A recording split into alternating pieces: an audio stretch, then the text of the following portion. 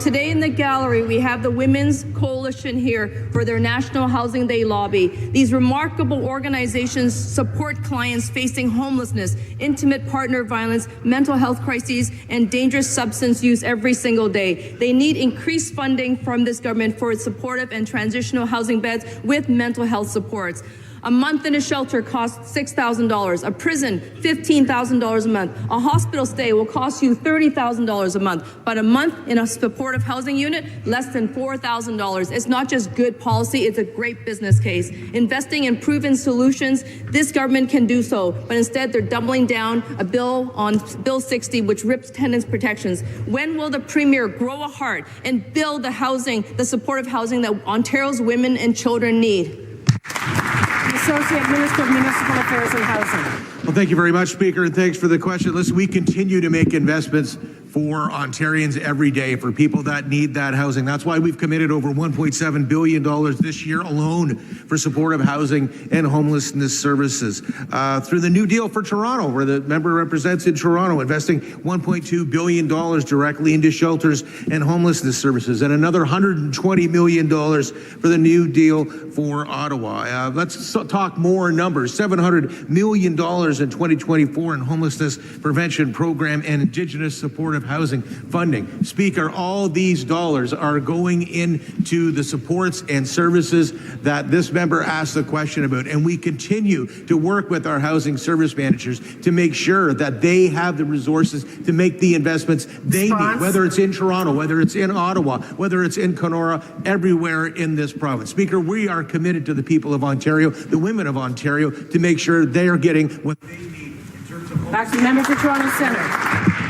Thank you, Speaker. The real numbers are that almost 40,000 people in Ontario are waiting for supportive housing, and that's a 4-year wait, with 3% less housing housed annually. Speaker, this gallery is filled with frontline housing workers who are fed up with governments hauling out of their public services. People in Ontario in mental health crisis and are dealing with addictions on massive scale. We need this government to invest in the supportive housing that allow women to heal and thrive. As one client said today, housing women is a national building project. Can the Premier please explain why his government is refusing to build and fund the mental health and addiction treatment beds for women on the scale that is actually needed in this province?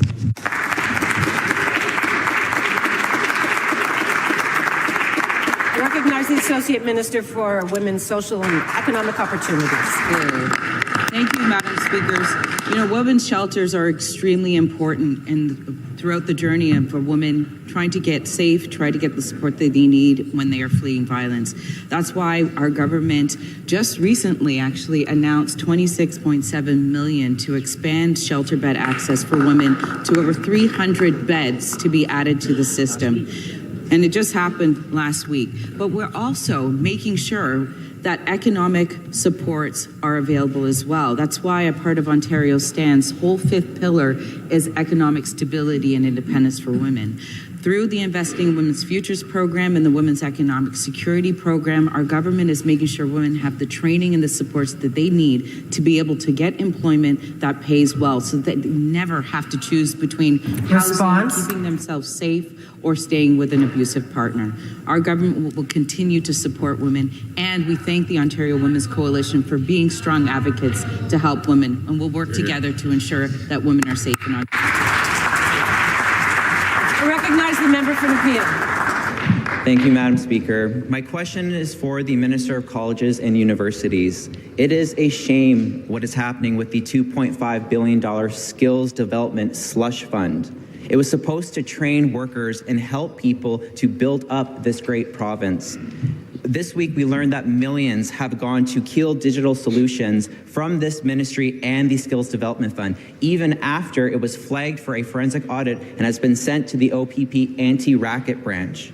So knowing that Keel Solutions received millions after this, Madam Speaker, my question is simple. Has the minister or any of his staff intervened or influenced who received money from his ministry or the Skills Development Fund? Good question. Minister of Colleges and Universities. Thank you, Speaker. I appreciate the member opposite's question, and I just will remind him part of our $1 billion investment in Budget 2025 that their party voted down had 2,200 new seats for nursing. I know he is a nurse as well, Speaker, and he'll appreciate the expansion in nursing. He was just at Carleton recently. Speaker, on top of that, we've invested $750 million into over 20,000 new STEM seats. Speaker, we're going to continue making the strategic investments that are needed for the labor market. That's on top of the $1.3 billion, the largest investment into post-secondary that we invested last year, Speaker. But, you know, I hear the new leader of the opposition stating that 10,000, but the reality is, Speaker, he doesn't like to be reminded when they were in power, tuition went up over 48% under their watch. Right now, we have an affordability crisis. The reality is they don't care about the affordability or the accessibility of the students. It's our government that cares about what the students. Back to the member for Nepean. Thank you, Madam Speaker.